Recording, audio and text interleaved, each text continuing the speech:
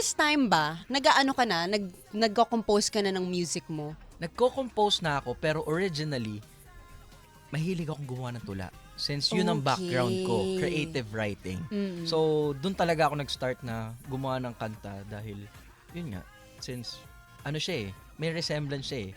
So, songwriting is basically creative writing na may melody lang. So ang iniuna mo is your creative writing bago ka nag-song, nag-melody. Yes, Okay. yun. Speaking of, happy ending mo pala ito, 'di ba? Happy ending. Bakit happy ending? Medyo menacing siya pakinggan, yung Kaya title. nga, nung oo. sabi ko nung una, bakit happy ending kaya? Oo. Pag hindi mo alam yung context, parang, Tama. iba.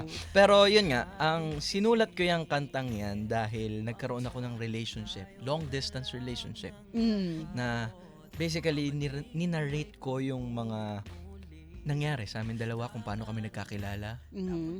Since malayo kami sa isa't isa, Yes. ano ba yung way kung paano ko i-express yung love ko sa taong yon. So, yan. I express my love through music. Grabe naman. So, Alam mo yung ayun. nakakakilig yun yung parang syempre isa kang regular person in the world. You're the woman, Yes. 'di ba? Tapos biglang susulatan ka ng kanta. Ay! Ayun. Nakakakilig! Sana all, charing. So, ayun. Nasulat ko siya dahil, yun nga, since malayo kami sa isa't isa, paano ko ba i-express yung love ko sa kanya without any physical connection? Okay. Dahil nag-start kami talaga LDR. LDR, long distance talaga. And ayun, that's happy ending. So, you're still with this partner? until Siyempre, now? hindi.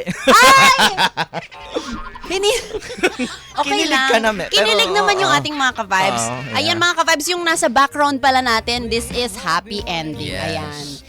Ayun. So, yun yung happy ending. And actually, marami ako nasulat dun sa taong yun. Yes. And, ayan, isa na yan, happy ending.